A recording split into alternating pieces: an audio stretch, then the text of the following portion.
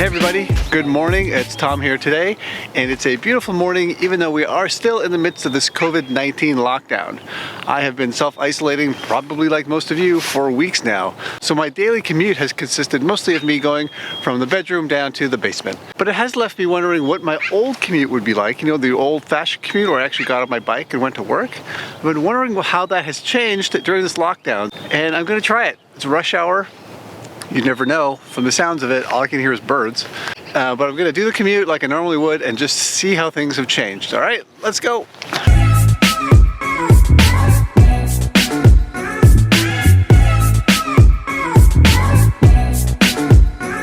So normally on my commute, I pass by this school right around school drop-off time, and it's usually chaos. You know, you've seen those scenes at schools, parents dropping off their kids, lined up with cars, no one really watching where they're going. I hate riding through here at that time of day, but today, as you can see, there's almost nobody here. It's kind of eerie and heartbreaking. There's no kids, a couple of cars, but not a lot, but there's just no traffic. It's just totally dead.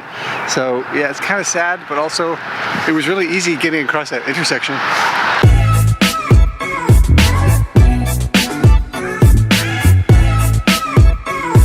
Just a quick word about my face. I don't usually talk about my face, but today it's appropriate. Why am I not wearing a mask? Well, the health authorities here have recommended masks as a way of preventing the spread of anything you might have, because it contains droplets apparently, but only if you're in a place where you're going to be close to other people. I'm out on a solo bike ride today. I'm not going to get close to anyone else, so I've chosen not to wear one.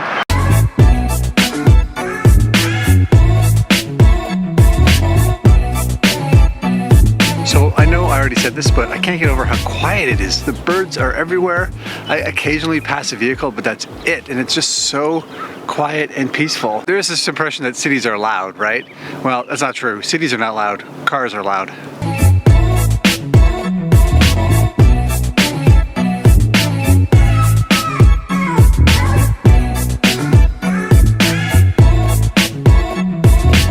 So the city has put up these signs to remind us about physical distancing, especially in these busy pedestrian areas. And what I like about it is the little bike in between. So rather than saying 2 meters or 6 feet, you should keep a bike's distance away from everybody. It's easy to remember. So normally this is one of the hardest parts of my morning commute because I have to cross from over there, which is a quiet residential street, into here, which is the start of the downtown bike lane network. And normally getting across the street is so hard because it's so busy. But as you can see, crossing the street was not hard today.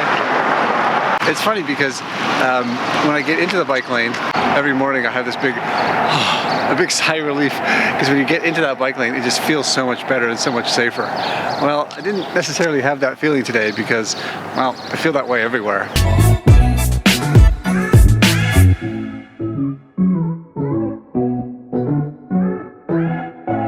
See, this is one interesting thing the city has done.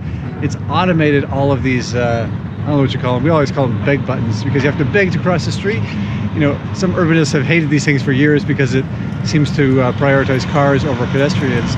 But they've all been automated now. You no longer have to push this button because the city doesn't want you touching things you don't need to because it can spread the virus. So, interesting change, interesting urban change as a result of this.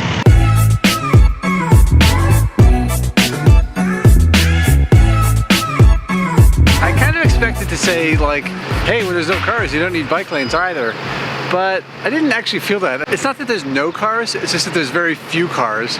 And even with those few cars, that separated bike lane still felt pretty good. It only takes one car to run you over, I guess. So any street where you're beside cars, no matter how thick the volume of cars is, a separated bike lane sure makes a huge difference.